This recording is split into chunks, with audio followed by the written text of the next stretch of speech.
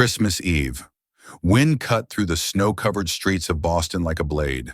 A single father finishing his late shift drove his old truck past the downtown park. His headlights swept across a park bench and revealed something that made his heart stop.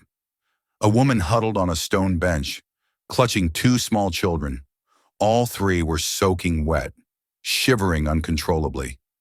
He pulled over, stepped out into the freezing night, took off his coat. "You can't stay out here. It's too cold." She looked up at him with hollow, desperate eyes. "I have nowhere else to go." He knelt down in front of her. "Then come home with me. Nobody should be alone on Christmas." He didn't know yet that this woman was the reason his life had fallen apart 7 years ago. Daniel Ross, 37 years old, single father, electrical technician, lost his wife in an accident 7 years ago. Emma Voss, 32 years old, single mother, unemployed, former journalist, two 5-year-old twins, Noah and Ella, sweet children but sickly, struggling through their first homeless winter. Lily, 8 years old, Daniel's daughter.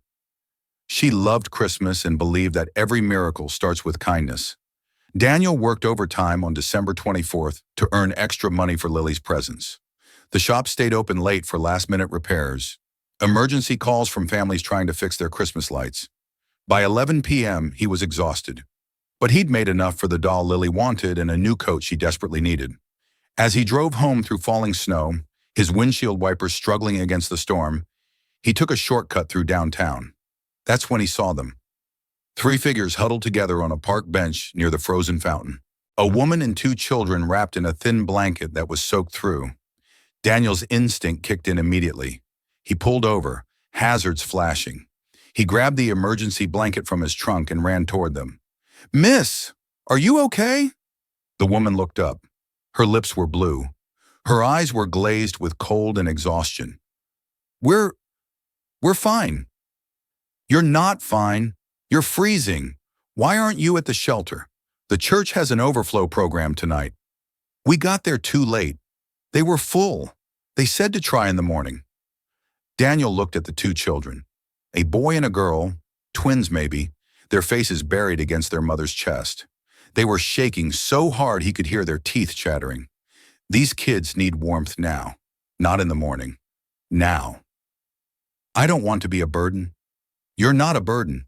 I have a daughter their age. If it were her out here, I'd hope someone would stop." He took off his heavy coat and wrapped it around the twins. Then he took the emergency blanket and draped it over the mother's shoulders. "My truck is warm. Let's get you all inside." Emma hesitated. "I don't even know you." "My name is Daniel Ross. I'm a father, an electrician, and someone who can't drive away and leave 3 people freezing on Christmas Eve. That's all you need to know." Something in his voice, in his eyes, made her trust him. "Okay," she whispered. "Thank you." Daniel helped her up. She could barely walk. Her legs were numb from the cold. He scooped up one twin while she carried the other, and they made their way to his truck. The heat blasting from the vents must have felt like heaven. During the drive to his house, Emma tried to explain.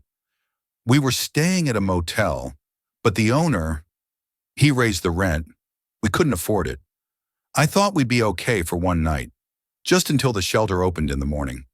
"You wouldn't have made it until morning." She knew he was right. They pulled up to a small house in a suburban neighborhood.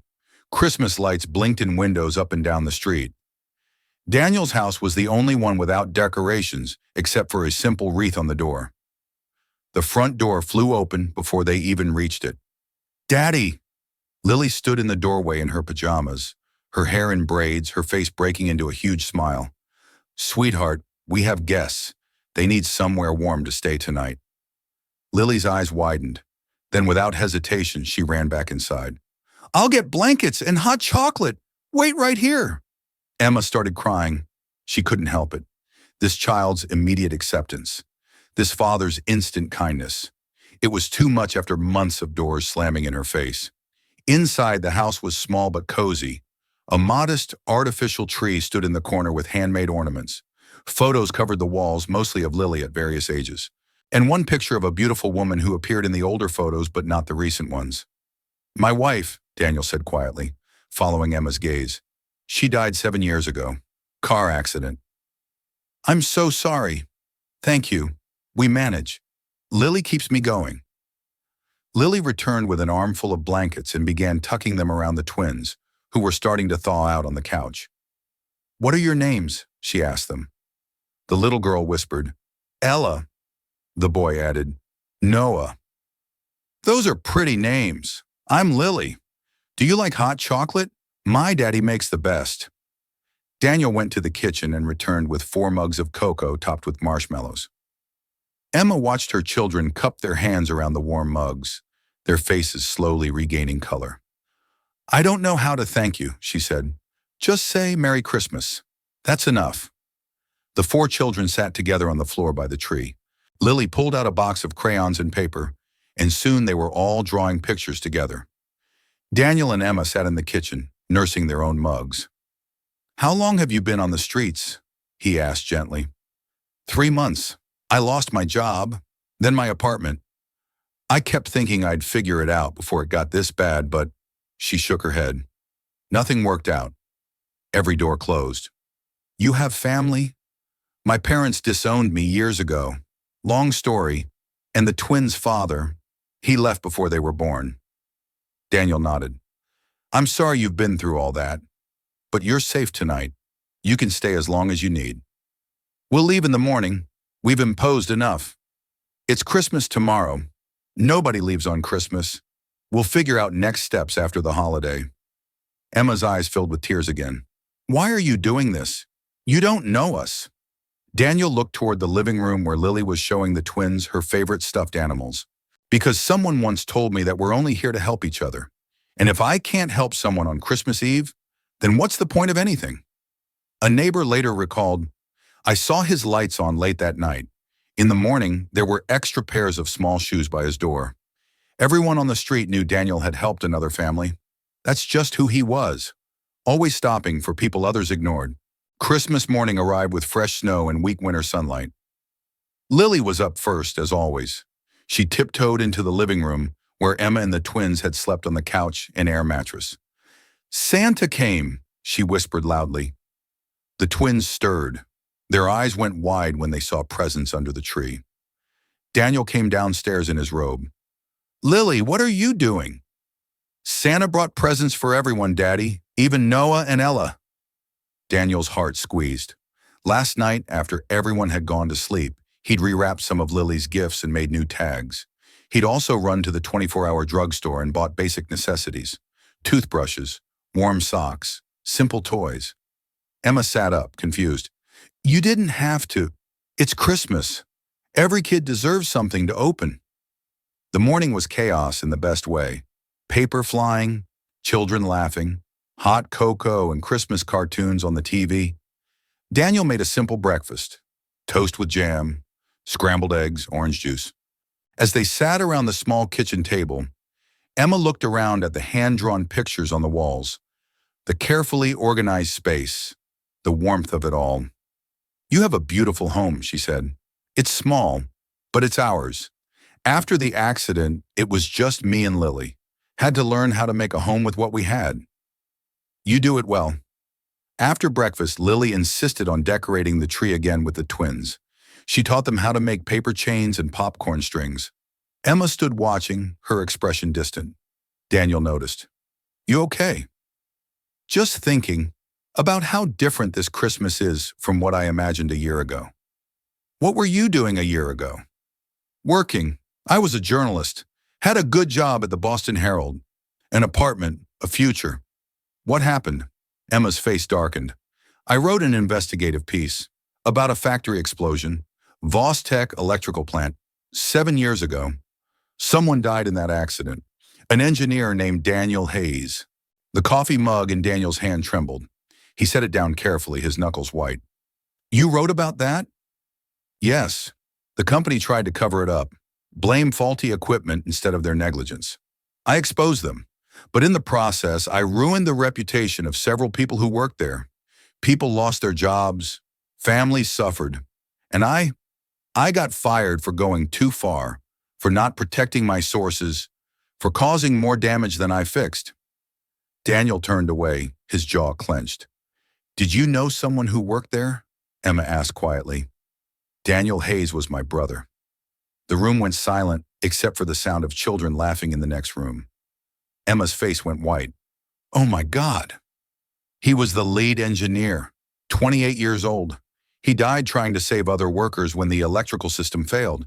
And your article made it sound like he was negligent, like he cut corners. I didn't know he had family. I didn't know that he had a wife, a brother, parents who never recovered from losing him. Emma stood up, tears streaming down her face. I'm so sorry. I was trying to expose corporate corruption. I didn't think about the real people. I didn't think. Exactly. Daniel's voice was cold now, hard. You destroyed my family's reputation because you wanted a story. My parents spent their life savings trying to clear his name. They died broke and broken. If I could take it back. You can't. Emma grabbed her coat. We'll leave. Right now. I'm so sorry. I never meant to hurt anyone. I swear I didn't know. She started gathering the twins' things, her hands shaking. Lily appeared in the doorway. What's happening? Why is everyone crying? Daniel closed his eyes. He thought about his brother, about his parents, about 7 years of anger and grief. And then he thought about 3 people freezing on a park bench, about 2 children who didn't ask for any of this, about the choice in front of him. Wait, he said. Emma stopped. Don't go, not yet. But after what I did, you didn't know. You made a mistake, a huge one that cost my family everything. But, he looked at Lily, at the twins playing innocently in the next room. But maybe that's why I found you last night. Maybe that's why God put you on that bench. Not to punish you, but to teach both of us something. What? That forgiveness is the only gift I have left to give. Emma collapsed into a chair sobbing. I don't deserve your forgiveness. No one deserves it. That's what makes it grace. A neighbor later told others, I saw that woman crying in his yard on Christmas morning. He just handed her a cup of tea and said, forgiveness is the only present I can give you tonight. I've never forgotten that. The way he chose kindness over anger. The afternoon of Christmas Day was quiet. Tense. Emma helped clean up while Daniel sat with the children. Noah and Ella sensed something was wrong. They stayed close to Lily, who kept them distracted with games and coloring books. Later, when the twins were napping and Lily was watching a Christmas movie, Emma found Daniel on the back porch. Can I tell you the whole story? She asked. If you need to. She sat down, pulling her borrowed coat tighter against the cold. I was young, 25, fresh out of journalism school, hungry to make a name for myself.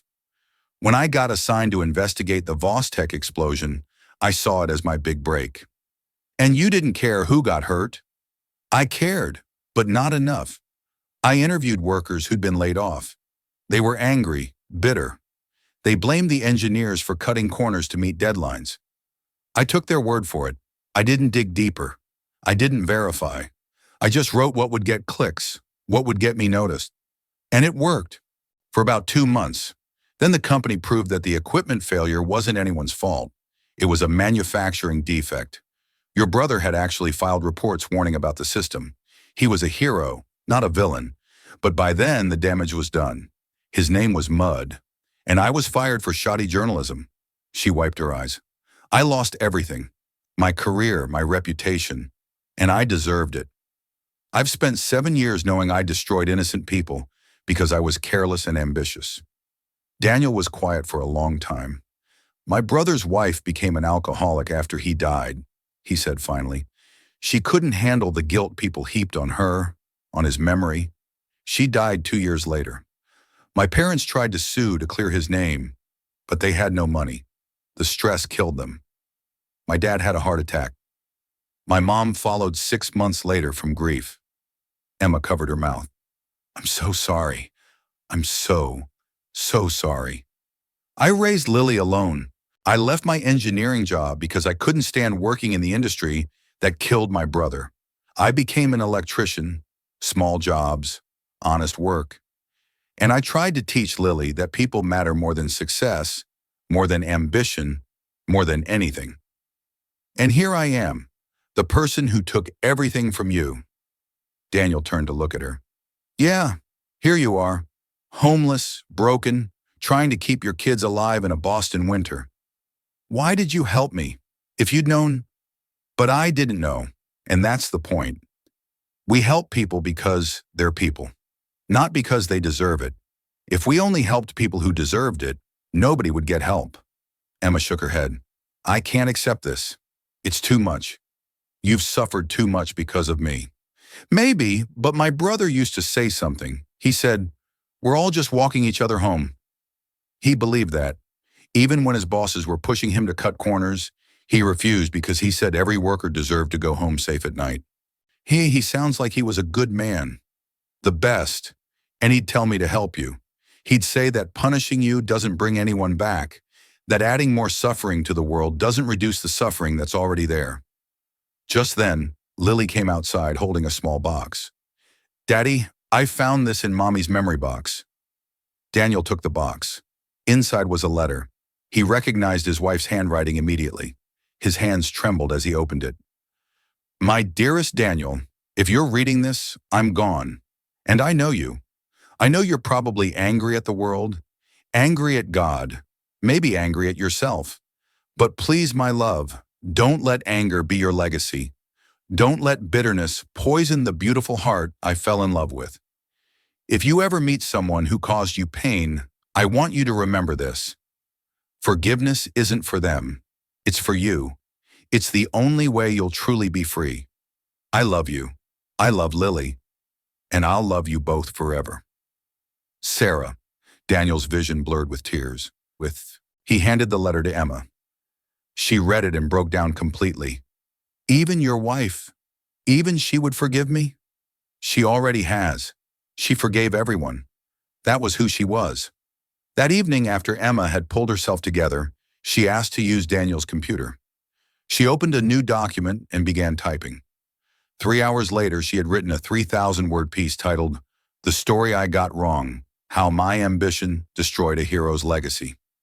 She wrote about Daniel Hayes, the engineer, about his warnings that were ignored, about how he died saving others, about how her careless reporting had vilified a man who deserved honor. She wrote about meeting his brother, about being saved by him on Christmas Eve, about learning what real forgiveness looks like.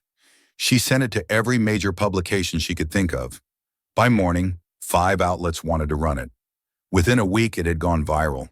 Millions of views, thousands of shares. The Voss Tech company issued a public apology and established a safety award in Daniel Hayes' name. The twins and Lily sang Christmas carols together, their voices blending sweetly in the small living room. And Daniel and Emma sat together, watching them, both crying, both healing. A volunteer at a local shelter later said, I saw them come in together. She was cooking. He was fixing electrical problems. The 3 kids were handing out gifts. Nobody asked about their relationship. They were just there, being kind, being present. That's when I knew this story was different. 1 month later, Emma had a new job offer. A nonprofit organization that helped homeless families wanted her to write their stories, to give voice to people who'd been ignored. She came to Daniel's house to tell him. Lily and the twins were building a snowman in the front yard. They offered me good money, enough to get an apartment, a fresh start. That's wonderful, Daniel said, though something in his chest tightened at the thought of them leaving. But I wanted to ask you something first. Okay. They want me to start a program, interview families, write their stories, help them get the support they need. But they also need someone to manage the technical side, electrical repairs in the shelter facilities, safety inspections, that kind of thing. She looked at him directly. They want to hire you too, if you're interested.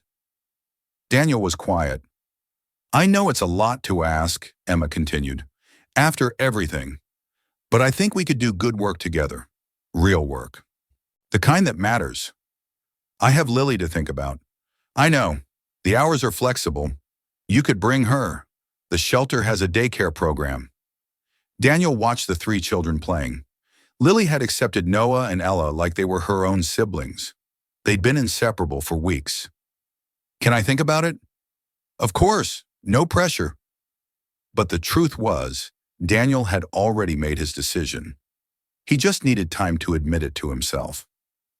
That evening, after Emma and the twins had gone back to the temporary housing the shelter had arranged, Lily climbed into his lap. "Daddy, do you like Emma?"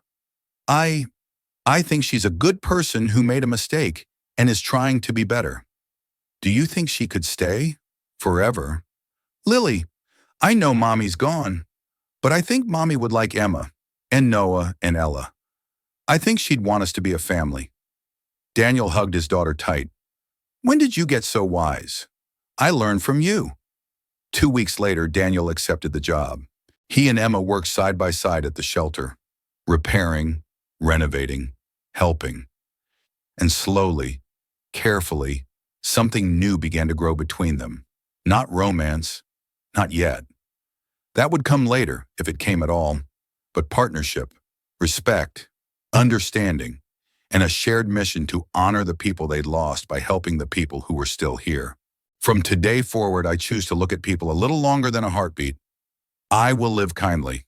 1 year later, Christmas Eve again. But this time, Daniel and Lily weren't alone, and Emma and her twins had a home. Together, they organized a Christmas event at the shelter. Food, gifts, warmth. 50 families came. Families who had nowhere else to go, just like Emma had been a year ago. Lily, now 9, ran around handing out toys to the children. Noah and Ella helped serve hot chocolate. They'd grown so much, their faces fuller, their eyes brighter. Emma and Daniel worked side by side in the kitchen, preparing plates. "Can you believe it's been a year?" Emma asked. "Feels like yesterday, and also like a lifetime ago. I still think about that night, how cold it was, how hopeless I felt, how you stopped when everyone else drove past.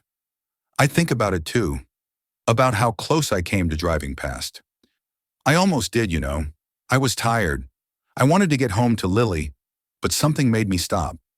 I'm glad you did." "Me too." Later, as they were cleaning up, Lily approached them with Noah and Ella. "Daddy, can I ask you something?" "Always, sweetheart." "Can Emma and the twins move in with us? Permanently?" Daniel and Emma exchanged a look. They'd been dancing around this question for months. "What do you think, Emma?" Daniel asked. She smiled, tears in her eyes. "I think I'd like that, if you're sure." "I'm sure." The children erupted in cheers. Other families in the shelter started clapping, having overheard the conversation. An elderly man approached Daniel. "You're the man who helps everyone, aren't you?" "I just try to do my part. My granddaughter told me about you, how you took in a homeless family last Christmas, how you forgave someone who'd hurt you, how you taught your daughter to see people, not problems." Daniel shook his head. "I'm not special. I'm just someone who got a second chance to do things right." The old man smiled. "That's what makes you special, son. You took the second chance." As the evening wound down, Daniel, Emma, Lily, Noah, and Ella walked home together through the snow. The 5 of them, a family forged from tragedy and choice.